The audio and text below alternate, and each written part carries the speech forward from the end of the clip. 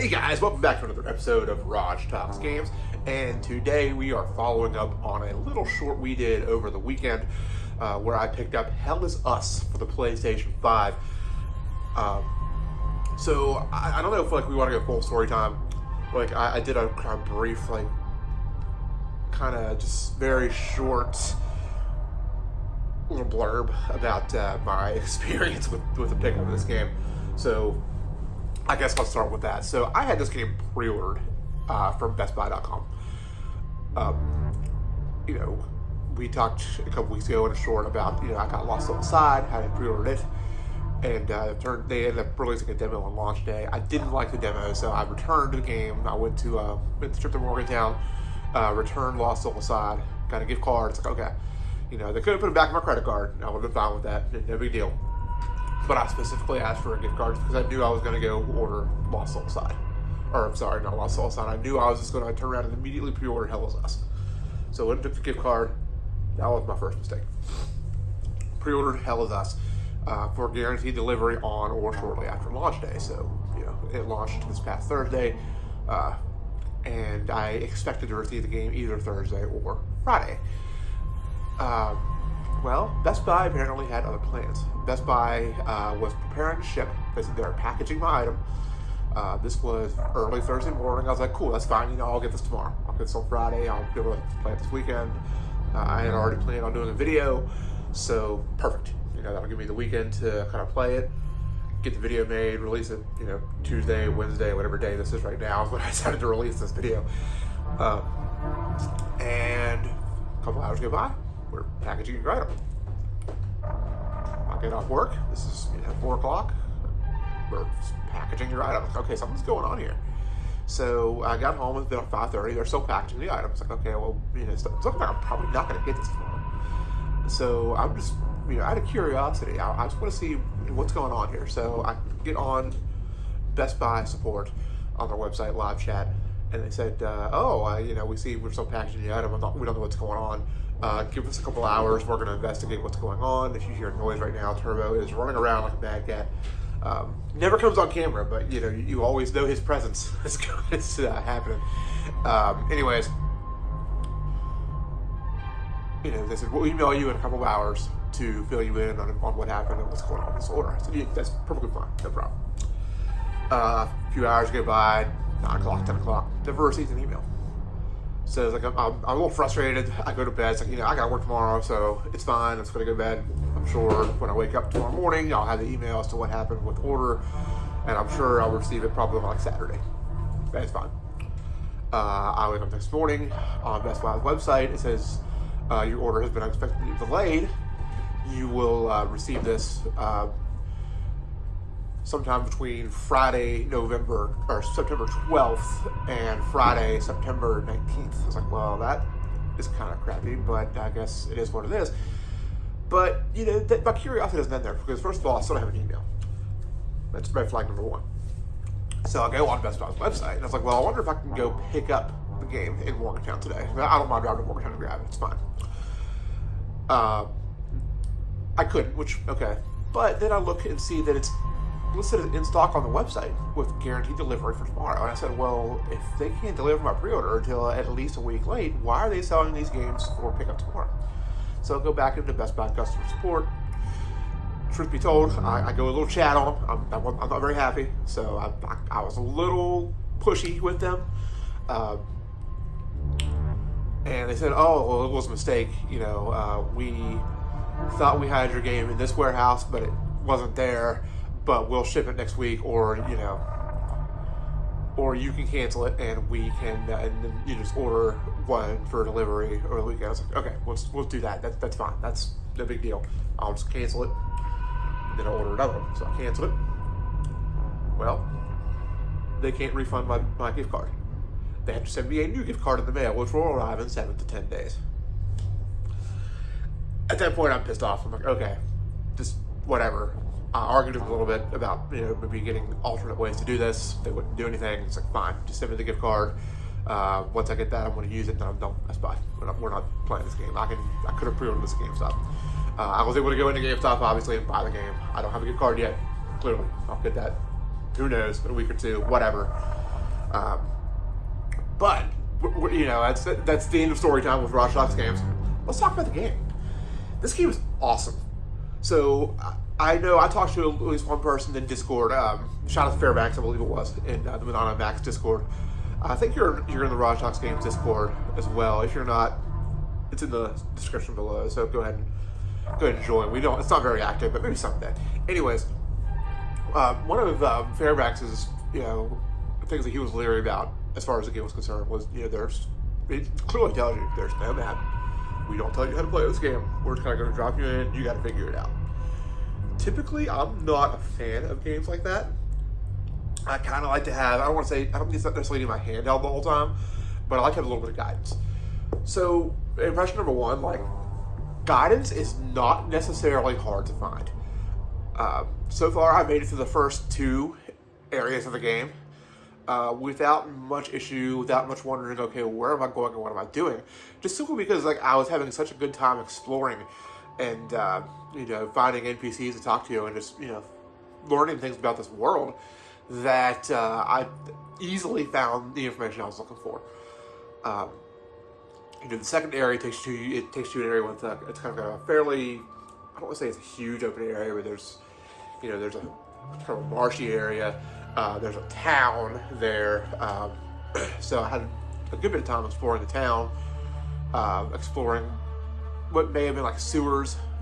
I don't know if they were really sewers, but kind of connected underground.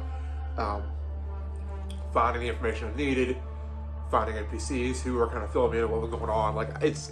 The exploration is super fun, and it's not felt overwhelming because it's not an open world. There are decent sized areas that are open, but it's not big enough, at least so far, to where I felt like I'm lost or just don't have any idea of what to do.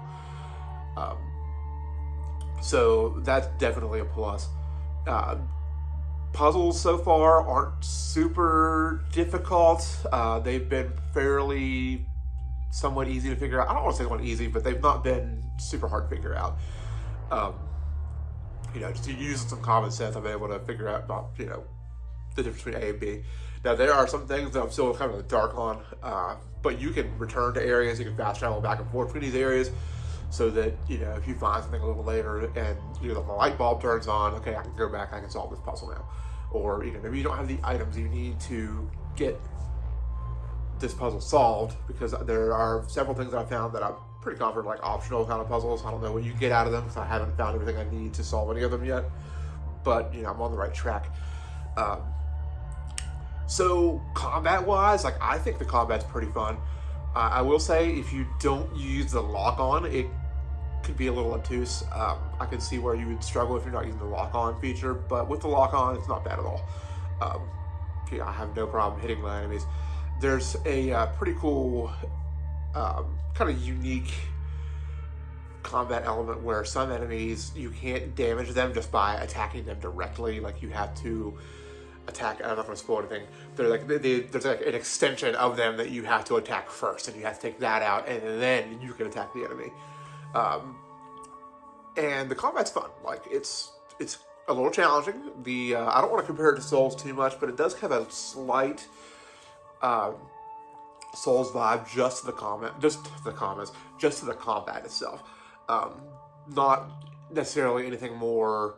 It doesn't feel as heavy as Souls combat, because I think that's the word I want to use to describe Souls combat systems. It's always kind of heavy.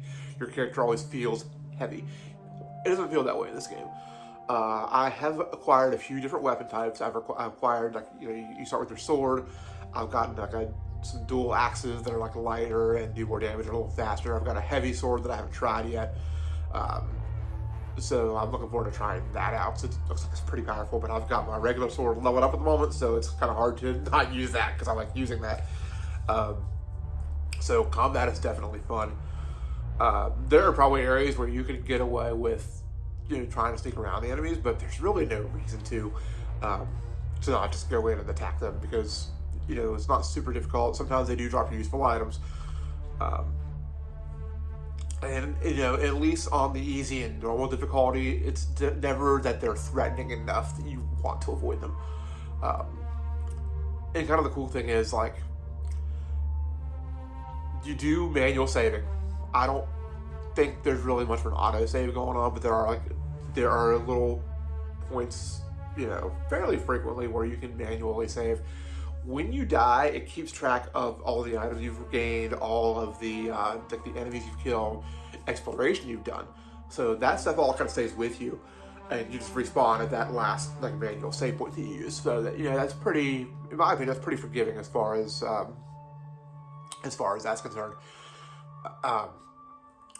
So if you're into I'm trying to figure out how it's got a horror element. This is an action combat adventure game with horror elements, because definitely these enemies are kind of on the creepy side. The story so far is really cool. Basically, you're returning to a remote area that is it's war torn, that has been infested by these a demonic presence, in search of your parents.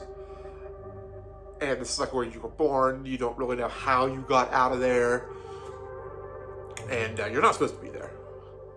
That's made very clear from the very beginning of the game. Hey, what are you doing here? So I'm definitely intrigued by the story and finding out, okay, where are my parents? What reason was it that I was exiled from this area? Why did my parents send me away? Because they stayed. What exactly is going on here? Because you seem to have two factions of people, in addition to a military presence that's separate from both of them.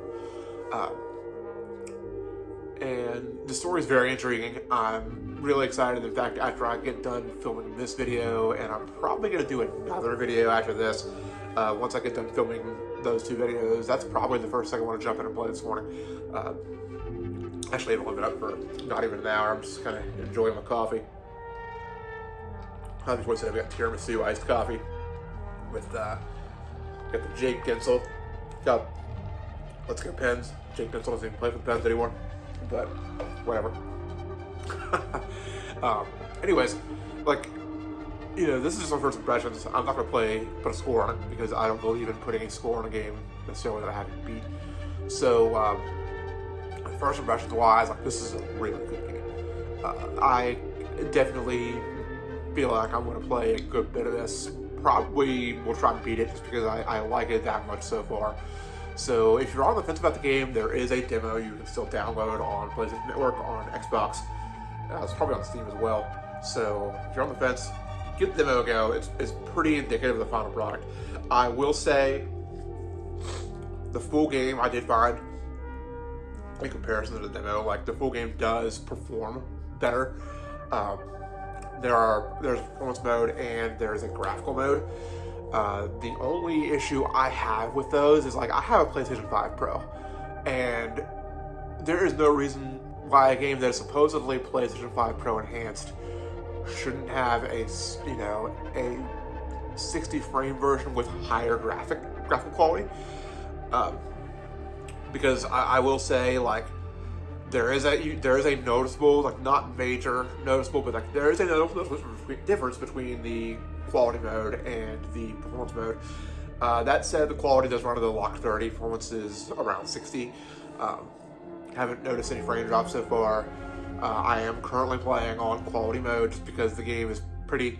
I've been kind of going back and forth. I don't want to say it's a big difference, but the fact that I'm playing on a Pro, I look at that, and then I look at games like Dragon's Dogma 2, games like Horizon Forbidden West, that have these modes that are kind of targeted for the PlayStation 5 Pro, that give you the best of both worlds. And this doesn't offer that, which is a little disappointing for a game that is Pro enhanced. Maybe there'll be a patch at some point down the line that's going to change that and give it more, a more appropriate setting for the Pro specifically. But until then, I'm still having a great time with it, with the modes that are available. And I'm going to keep playing it. So anyways, those are my thoughts on Lost Zombicide. And until next time, I did not play Lost Zombicide. Those are my thoughts on Hell Is Us. I don't know why I keep getting the title mixed up on those games. So yeah, those are my thoughts on the game. Check it out. It's a lot of fun. I do recommend it. And until next time, we'll see ya.